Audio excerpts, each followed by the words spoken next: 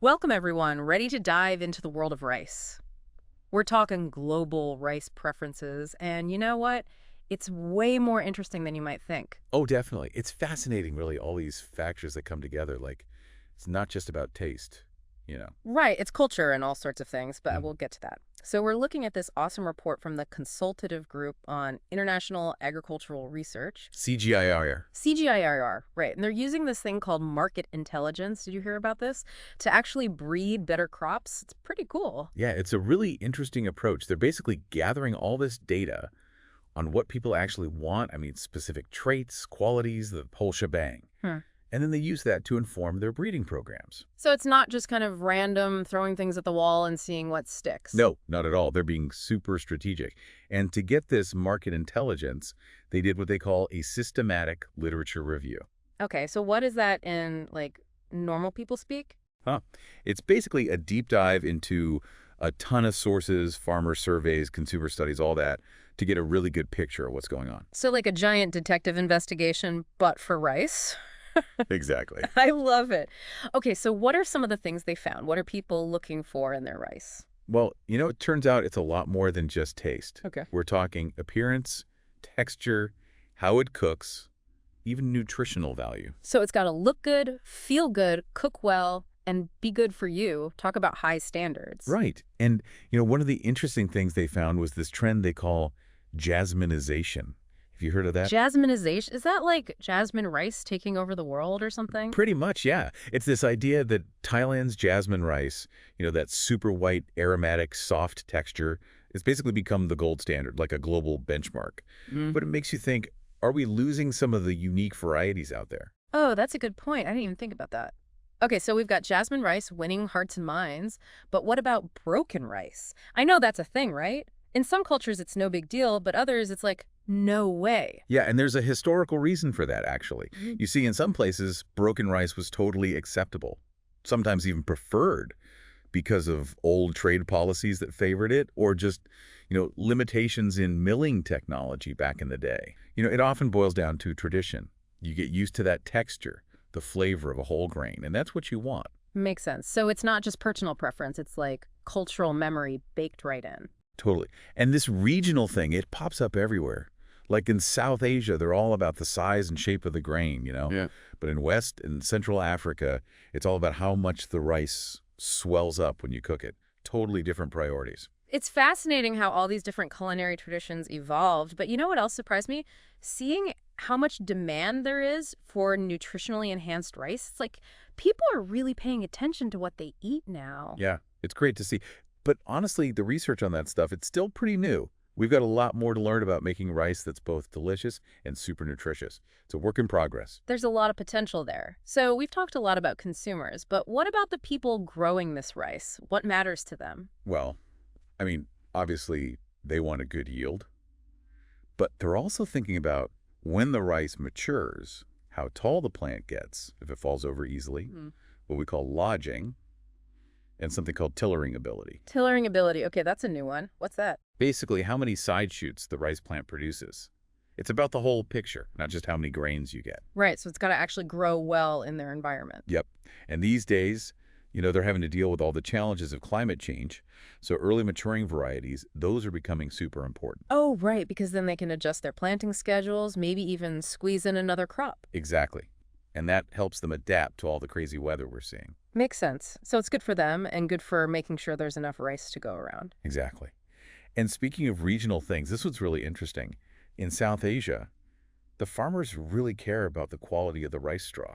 Rice straw! Really? I always thought that was just like leftover stuff. Well, it is, but they use it for so much. Animal feed, building materials, you name it. Wow, so it's like a whole other resource? It is. This is so cool. We've learned so much already just from looking at what people want from their rice.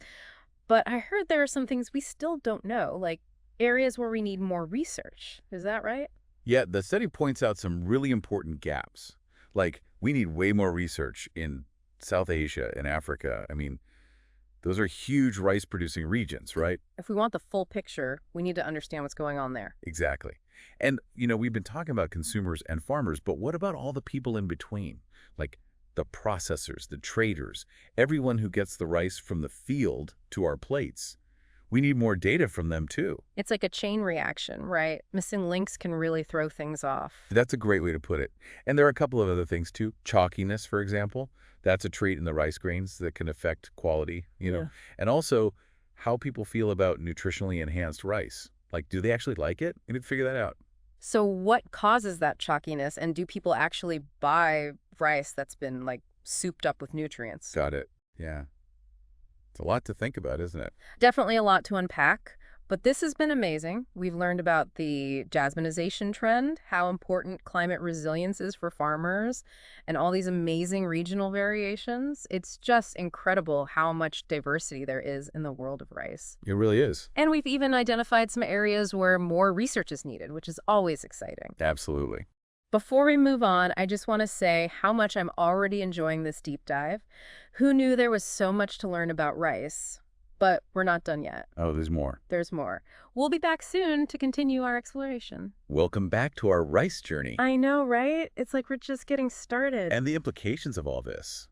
For the future of rice. I mean, it's pretty mind-blowing, isn't it? Like you were saying, all this knowledge, it can really help with breeding programs. Oh, yeah, totally. Imagine we can create rice varieties that not only can handle tough climates, but are also exactly what people are looking for. Like dream team rice, right? Yeah, Super delicious and super resilient.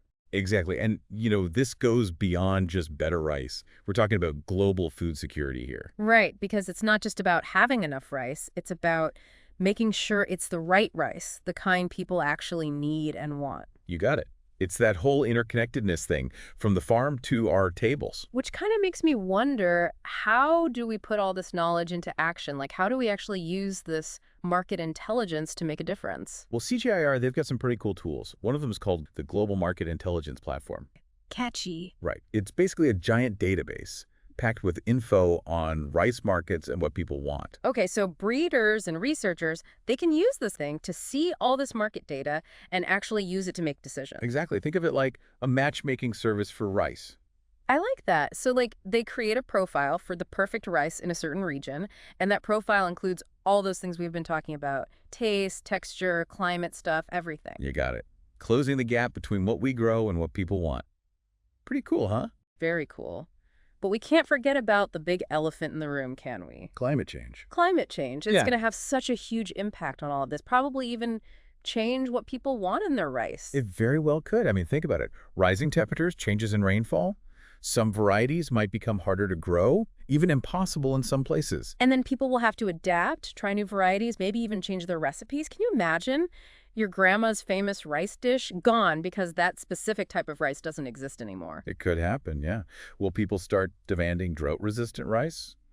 Flood-tolerant varieties? Who knows? Or will our culinary traditions have to evolve? It's like our tastes might be forced to change. It's a crazy thought, right? Yeah. And that's what researchers are trying to figure out. These are big questions. It really shows you how important it is to understand all this and work Yeah. together to find solutions. It's not just about the rice itself. It's about everything, really. And, thinking about all this, it reminds me how amazing rice is, how adaptable it's been over the centuries.